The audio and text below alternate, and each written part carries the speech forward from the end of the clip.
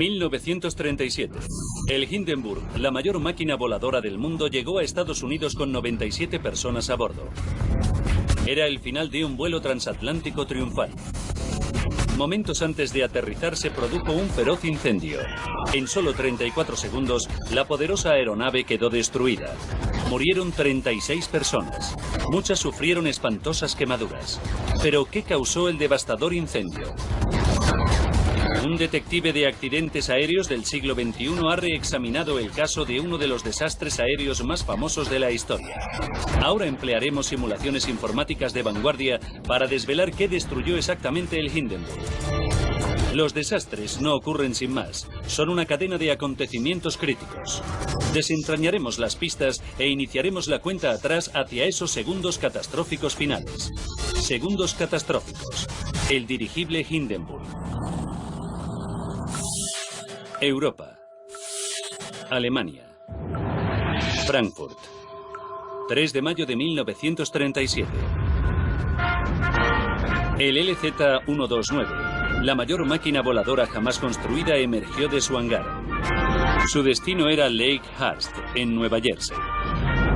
No era una travesía ordinaria, era el lanzamiento del primer servicio mundial de vuelos programados a través del Atlántico. Construido por la empresa Zeppelin, el Hindenburg medía 245 metros de largo, igual que un transatlántico, y tenía la misma altura que un edificio de 13 pisos. Los 36 pasajeros que embarcaron esa noche pasarían el vuelo en la cubierta de pasajeros cerca del morro de la aeronave. La mayoría eran empresarios de alto nivel, pero en la lista de pasajeros también se encontraba una de las primeras familias que volaba en el Hindenburg, Hermann y Matilda Denner, y 3 de sus hijos, Irene, Walter y Werner. La acaudalada familia vivía en México y regresaba de unas vacaciones en su país, Alemania. Para Werner, de 8 años, volar en el Hindenburg era la experiencia de su vida. Los Zeppelines no podían estar más de moda, y era la forma más lujosa de viajar. Las aeronaves se consideraban los transatlánticos del futuro, pero de momento estaban reservados exclusivamente a los muy ricos. Cuando embarcaron los pasajeros les confiscaron los mecheros y las cerillas, y les prohibieron expresamente que salieran fuera de las zonas designadas para pasajeros. Con buena razón. Dentro de la aeronave había 16 bolsas de gas de más de 30 metros de alto que contenían 200.000 metros cúbicos de hidrógeno, un gas altamente inflamable, más ligero que el aire, que sostenía al Hindenburg en el cielo. Delante de la cubierta de pasajeros, colgado bajo la aeronave, se encontraba el centro neurálgico, la sala de control. Al mando se hallaba Max Pruss. Era uno de los capitanes más experimentados de la empresa, con más de 20 años de experiencia de vuelo, y había capitaneado el Hindenburg en 22 vuelos. 8:15 de la tarde. Con una puntualidad exacta, el capitán Pruss ordenó a la tripulación de tierra que soltase amarras. En pocos minutos, el Hindenburg alcanzó su velocidad máxima de 125 kilómetros por hora. La travesía de 6.500 kilómetros duraría solo 2 días y medio, poco más de la mitad de lo que se tardaba en barco. La empresa Zeppelin envió a su jefe de operaciones, Ernst Lichtmann, para supervisar ese vuelo crítico. Iba a bordo para garantizar que el Hindenburg cumpliese el horario, ya que cualquier retraso resultaría muy embarazoso. Pero como Lichtmann sabía, el Hindenburg tenía su talón de Aquiles, el mal tiempo. Los fuertes vientos podían desviar al Zeppelin de su ruta. También complicaban las difíciles maniobras de aterrizaje. Y una tormenta seria podía poner a la aeronave en peligro. El auxiliar de vuelo Werner Franz no estaba preocupado. La empresa Zeppelin tenía un historial de seguridad del 100% en 27 años de operaciones de vuelo de pasajeros.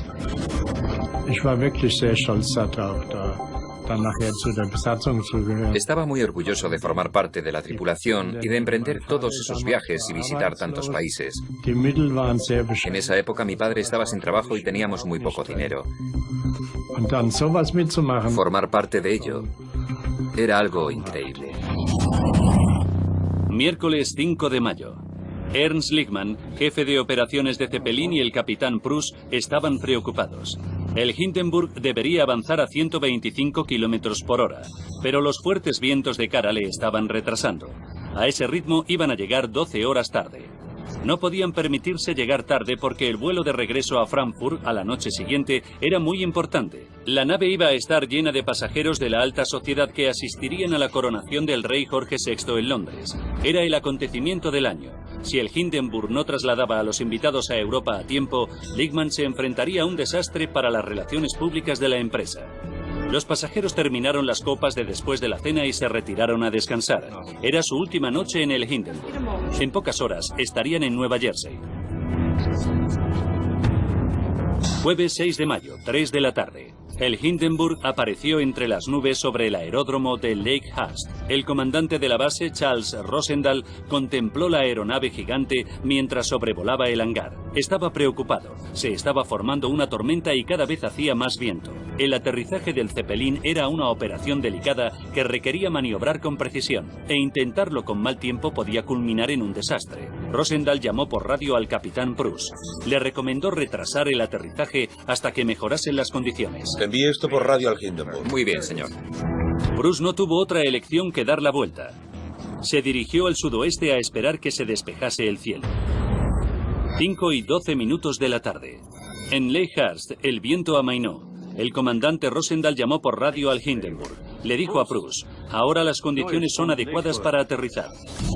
6:11 de la tarde. El capitán Prus dio la vuelta al Zeppelin para aterrizar con el viento de cara, la forma más segura de aterrizar. De repente el viento se desvió al sudeste. Prus tuvo que reaccionar deprisa. Ordenó a la tripulación que girase bruscamente a la izquierda. Entonces el capitán Prus se dio cuenta de que a la aeronave le pesaba la cola. Ordenó que soltaran más de 1000 kilogramos de lastre de los tanques de agua del Zeppelin.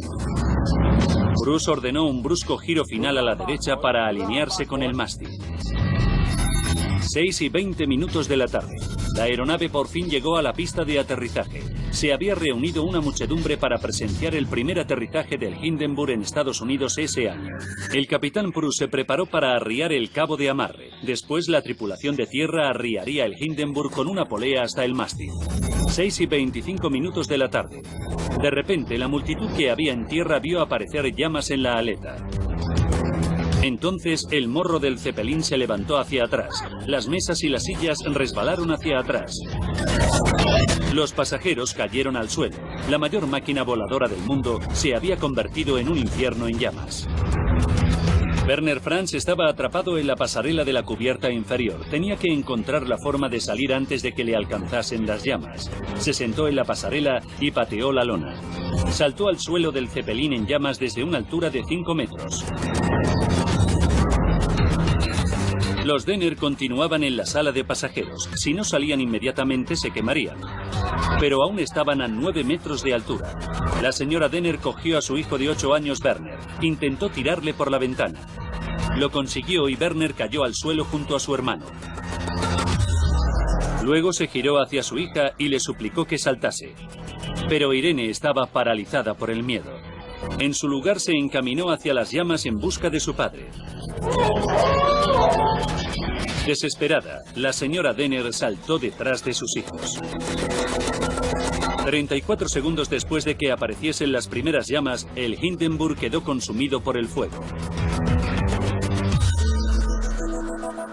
Las ambulancias condujeron velozmente a los supervivientes al hospital. Werner Denner y su madre estaban gravemente heridos. Su hermano Walter sufrió quemaduras leves. Su padre falleció dentro del Zeppelin. Un tripulante rescató a la hermana de Werner, Irene, de los escombros en llamas, pero estaba casi muerta. A la mañana siguiente, los médicos le dieron a Mathilde Denner la noticia de que su hija Irene había muerto por la noche a causa de las quemaduras. Solo tenía 14 años. El capitán Prus sobrevivió a pesar de que sufrió quemaduras graves. Ernst Lichtmann resultó mortalmente herido. De 97 personas a bordo murieron 29. También falleció un tripulante de tierra y otras 6 personas murieron en el hospital. La noticia de la pérdida del Hindenburg conmovió a la gente de todo el mundo. Por primera vez las cámaras habían grabado un desastre mientras sucedía. Pero, ¿qué causó la tragedia? Estados Unidos y Alemania iniciaron una investigación conjunta. Pero en 1937 apenas existía tecnología de cabina para llevar a cabo una investigación concluyente del accidente. En los años transcurridos desde entonces han surgido muchas historias distintas, muchas de ellas altamente polémicas. Todavía hoy continúa el debate sobre lo que realmente derribó al célebre Zeppelin. Ahora reexaminaremos la investigación de la pérdida del Hindenburg. Utilizando modernas técnicas forenses y experimentos científicos, resolveremos por fin el misterio. Greg Feith es uno de los detectives de accidentes más experimentados de Estados Unidos. Trabajó durante 20 años en el Consejo Nacional de Seguridad en el Transporte. El misterio del Hindenburg siempre me intrigó, porque era una aeronave magnífica que sufrió un desastre, un verdadero cataclismo, y nadie tenía ni idea de lo que lo causó. Cuando se produce una explosión en una aeronave moderna, todas las miradas enseguida se centran en el terrorismo. Cada vez que se produce un desastre durante un vuelo, hay que imaginarse lo peor. Hay que tratar de determinar lo que produjo ese incendio. Hay que acudir a lo más extremo, y lo más extremo es un sabotaje. Greg Feith examinó el informe oficial original en busca de pruebas de un sabotaje. Descubrió que Ernst Lichtmann había recibido información secreta de las autoridades alemanas que advertían de una amenaza específica. Pero ¿quién tenía motivos? Hitler y el partido nazi tenían muchos enemigos en Alemania. Estaban llevando a cabo una política de represión brutal. Feith comprobó el informe oficial y averiguó que había un pasajero que pudo tener la oportunidad de destruir el Hindenburg. Joseph Spa. Tras el accidente fue exhaustivamente interrogado. Vivía en Estados Unidos con su mujer y sus hijos, pero era alemán. Y en los meses anteriores había viajado por toda Europa con su espectáculo de humor acrobático. Tenía el tipo de antecedentes que había hecho saltar la voz de alarma entre los servicios de inteligencia alemanes. Según el FBI, Spa había actuado en efecto de modo sospechoso. De hecho, había accedido a áreas de alta seguridad donde no podían entrar los pasajeros, aparentemente para ver a su perro. Como Spa era un acróbata de gran agilidad, podía trepar y moverse con facilidad por las estrechas pasarelas del Hindenburg. ¿Pudo Spa utilizar a su perro como tapadera para colocar una bomba? ¿Era el payaso de vodevil en realidad un implacable terrorista? Feith sabía que el FBI había investigado a Spa y no había podido encontrar ningún motivo. Pero quiso examinar él mismo con lupa los actos de Spa a bordo del dirigible. Estudió las imágenes grabadas. Leyó los testimonios de los testigos presenciales. Afirmaban que el fuego empezó en lo alto del Zeppelin, cerca de la aleta vertical. Para llegar a esa zona, Spa habría tenido que trepar por un pozo de 30 metros. E incluso con su habilidad acrobática habría tardado varios minutos. Y tendría que haber evitado que le vieran los múltiples tripulantes que patrullaban esa zona. Si le hubieran pillado, no podría haber argumentado que iba a dar de comer a su perro, que viajaba en la zona de carga en la parte inferior del dirigible. ¿Para qué iba a correr tantos riesgos si tenía la oportunidad de colocar allí la bomba, que habría tenido un efecto igual de letal? Feith decidió que era una teoría descabellada y descartó a Spa como potencial saboteador. Existía otro dato que casi descartaba con seguridad la teoría del sabotaje por completo.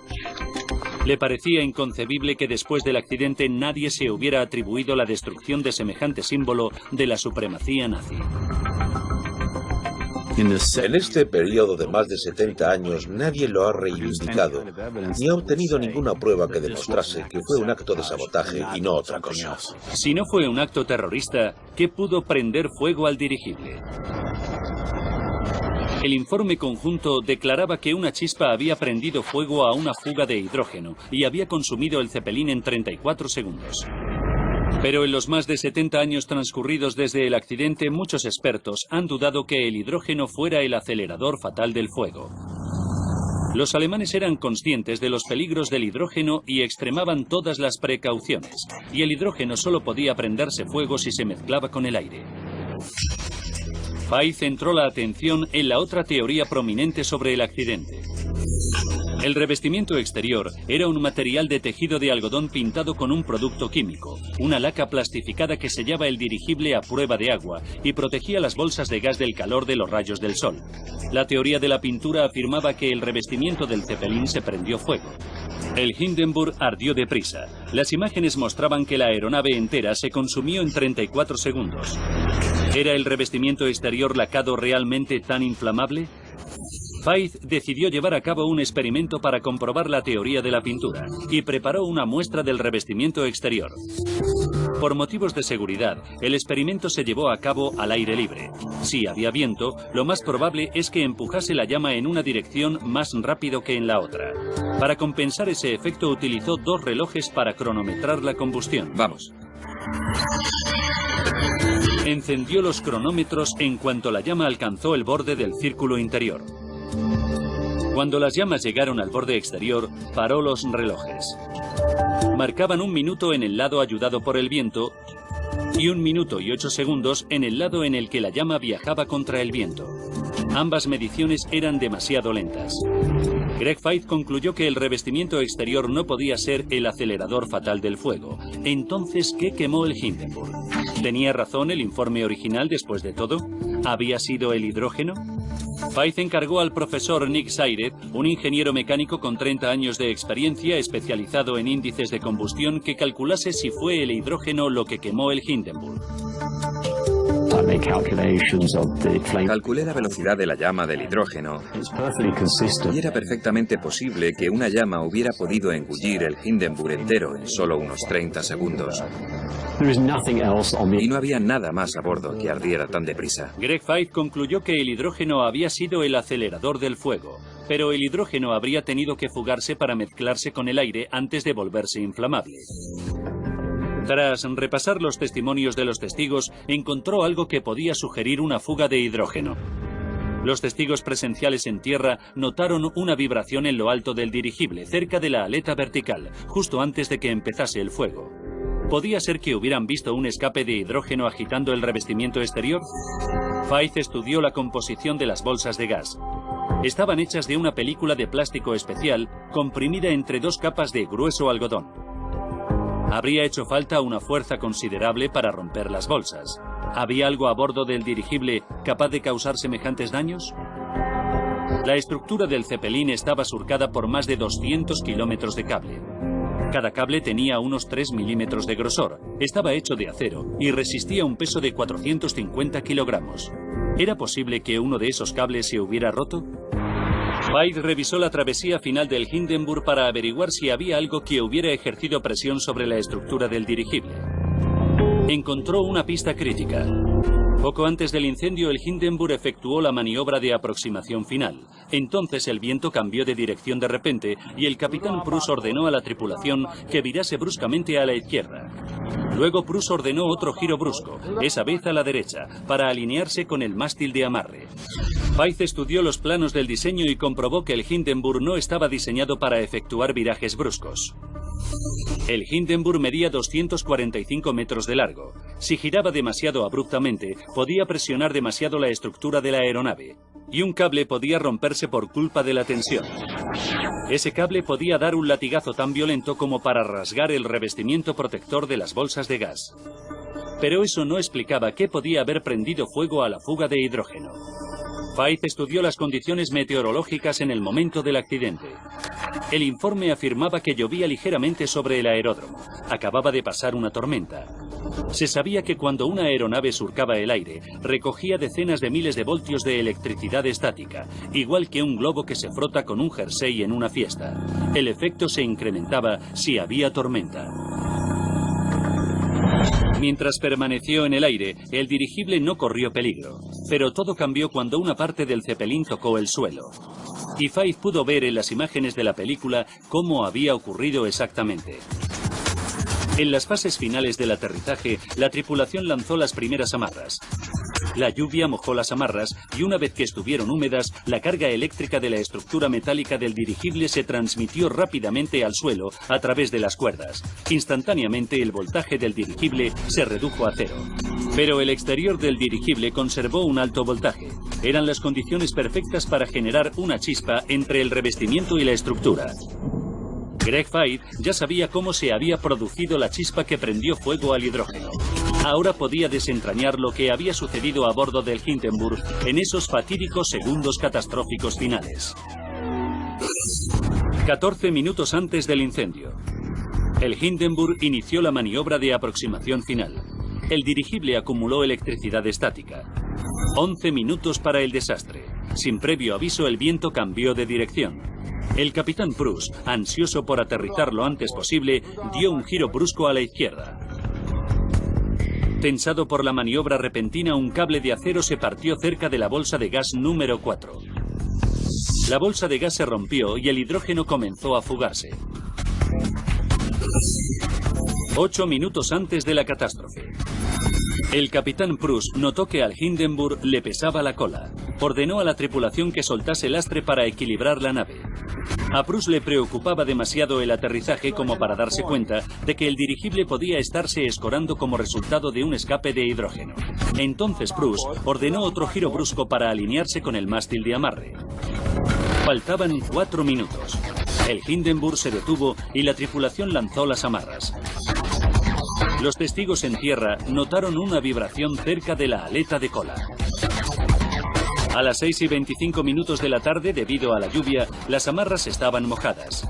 La carga eléctrica fluyó de las partes metálicas del dirigible hacia el suelo. El revestimiento del Zeppelin, peor conductor que el metal, mantuvo una elevada carga eléctrica. Una chispa buscó el camino más rápido hasta el suelo, saltó del revestimiento exterior al metal y prendió fuego al escape de hidrógeno. Cuando los 200.000 metros cúbicos de hidrógeno de las 16 bolsas se prendieron fuego, un incendio devoró el dirigible. 34 segundos después, el poderoso Hindenburg yacía destrozado. Revisando los documentos, Greg Fay se dio cuenta de que la tragedia se podía haber evitado. Descubrió que la empresa Zeppelin tenía un reglamento muy estricto para regular el aterrizaje. De hecho, se advertía a la tripulación durante su formación que no aterrizase en condiciones de tormenta. Se enteró de que el Dr. Eckener, el presidente de la empresa, culpó al capitán Prus y a Ernst Lichtmann del accidente. La tragedia del Hindenburg supuso el fin de la era de los vuelos comerciales en dirigible. Pero se aprendieron valiosas lecciones del desastre. Nunca se ha vuelto a utilizar hidrógeno para elevar dirigibles de pasajeros. Hoy los dirigibles se llenan de helio. Más de 70 años después solo quedan 2 supervivientes conocidos de la tragedia. El sobrecargo Werner Franz tiene 87 años. Tardé mucho tiempo en volver a tranquilizarme. La impresión me duró mucho tiempo. Sufrí durante mucho tiempo. Werner Denner volvió a México con su familia. Ahora tiene 80 años y vive en Estados Unidos. Me pregunto lo que habría sido de mi vida sin el Hindenburg. Era un niño mimado y probablemente me hizo mejor persona de lo que habría sido. Hoy los viajeros cruzan el Atlántico en avión en pocas horas, pero el lujo y el estilo del que disfrutaron los pasajeros del Hindenburg seguramente nunca será superado.